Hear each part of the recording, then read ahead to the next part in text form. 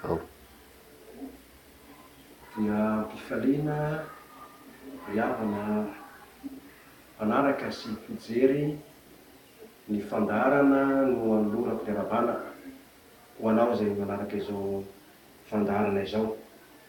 Mitondra ny afatry ny tenin'Andriamanitra aminao amin'ity androandroany ity ary inoko fa mitondra fisaintsainana lehibe eo amin'ny fiainanao zany raha makivaky izao fiainana izao zasy anao. Matetika mantsy ry havana dia misaintsaina isika manao hoe ao aorianan'ny fahafatesana dia tapitra ny mandrakizay ny olona tsy misy intsony ny fiainana ao aorianan'izay zavatra izay. Fanamarena goavana nefa no apetraky ny baiboly izay nataon'Andriamanitra ilay pary atsika fa isika dia voary anankiray izay noharian'Andriamanitra ho maharitra mandrakizay.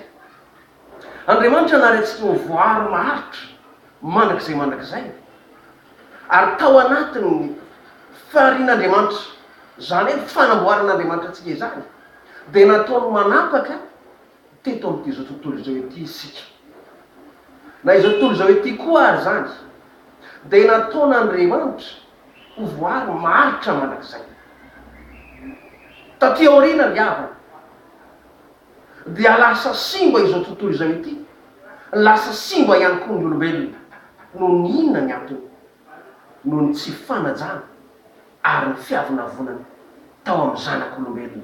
Andriamanitra mantsy mametraka fepetra mandrakariva mba hankatoavatsika azy, hankatoavatsika ny sitrapony, hanomezantsika voninahitra ny anarany, dia nametraka fepetra anankiray izy mba hotandrematsika. Ao amin'ny Genesisy misy an'izany, mba tsy hinanana ilay hazo izay nangaran'Andriamanitra. Ny dikan'iny dia ny hoe ankatoavy ahako, omeo voninahitra ry havako. Zay ny dikan'ilay hazo rary zay. Fantatra ao tsara ny tantara. Famerenana no nataoko fohifohy mba hampafantaranao izany zavatra izany. Fa izay tena hotoriako amin'ity androandroany ity dia ny hoe misy ny fiainana mandrakizay. Ary ny fiainan'ny olona dia mipetraka eo amoron'ny mandrakizay ny tsiraray avy. Tsy misy mahafantatra ny andro ahafatesany ry havako. Ny baiboly anefa dia mamaritra fa ao aorianany fahafatesana dia hafitsarana. Fa ovakitsika ny Luka 4:15 mivaky izao amin'ny anaran'i Jesosy. Luka 4:15-14 mazava azy maromaro kokoa voninahitry'Andriamanitra. Lazaiko aminareo sakaizako hoe aza matahotra izay mamono teny, nefa no ny afaka izany dia tsy mahay manao mihoatra noho izany. Fa asehoko anareo izay atahorinareo, matahory ilay manam-pahefana anarany amin'ny elo rehefa avy mamono eno izao aminareo matahory azy. Nomena fahefana Jesosy anary ny olona anankiray any amin'ny elo rehefa tsy mankatao ny sitrapon'Andriamanitra izy. Andriamanitra ry havana dia zao, Andriamanitra dia fitiavana. Io fitiavan'Andriamanitra atsika io dia tsy midika ararotsika anaovana fahotana, fa midika lalana ho famonjen'Andriamanitra atsika ho amin'ny fiainana mandrakizay zay efa noharitsika sy mipotehitsika nanarahantsika ny sitrapony lehibe.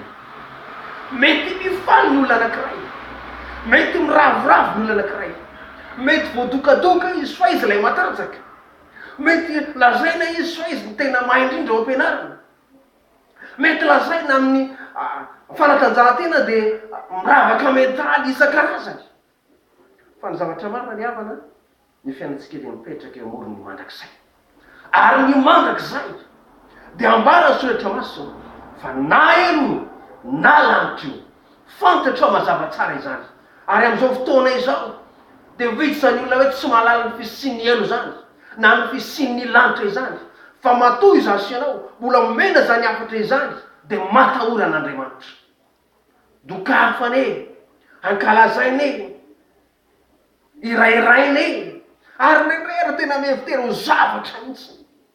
Zany zavatra ka mahery ahako, tena ananako ny fiara tsara indrindra, ananako ny atsaratare, ananako ny hery, ananako ny tanjaka, fa ny zavatra misy dia eo amorony mandrakizay ny fiainana.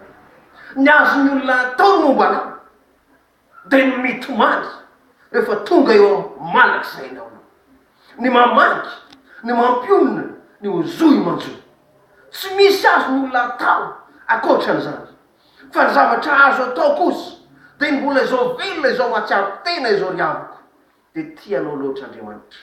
Ny Jaona 1:9 fantatra loatra izany dia mamatra ny fitiavan'Andriamanitra lehibe atsika no tiavin'Andriamanitra indrindra zao tontolo zao ity. Mba tsy ho very zay rehetra mino azy fa anana fiainana mandrakizay nomena zanalavitra ka.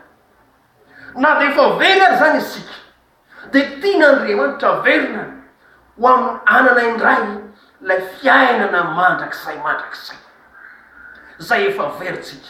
Tsy tian'Andriamanitra ho any amin'ny oelo isika. Tsy fampitahorana ny lazany Luka 12:5 fa ho fampatsahivana hoe manam-pahefana anary any amin'ny elo any izy.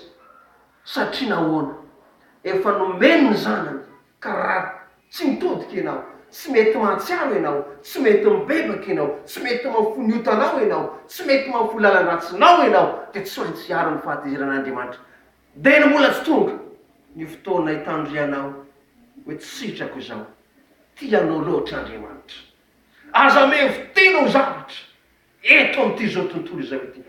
Aza mevo tena hoe izany mahery manetretena mankatoava an'Andriamanitra, fa izany lalan'ny fahasimbana hatramin'ny andron'ny Genesisy ny tsy fankatoavan'ny olona ny sitrapon'Andriamanitra dia tonga very ny zanak'olombelona, very le fiainana mandrakizay, very le fahatsaran'Andriamanitra. Tsy hita intsony ilay voninahitr'Andriamanitra mitototo reraka rantiady, to mifaly, to miezaka ihany manao izao zao mba hisandran-tantenany, fa kosa zava-poana aorianany fahafatesana. Zao ihany zay matahoran'Andriamanitra. Tianao Jesosy, tena tianao Jesosy, ary manomana fiainana mandrakizay ny fahatsarana dia ho aminao ary ho tahian'Andriamanitra ny eonao amin'izany afatra fohy izany. Samy tainy Jesosy avokoa isika rehetra.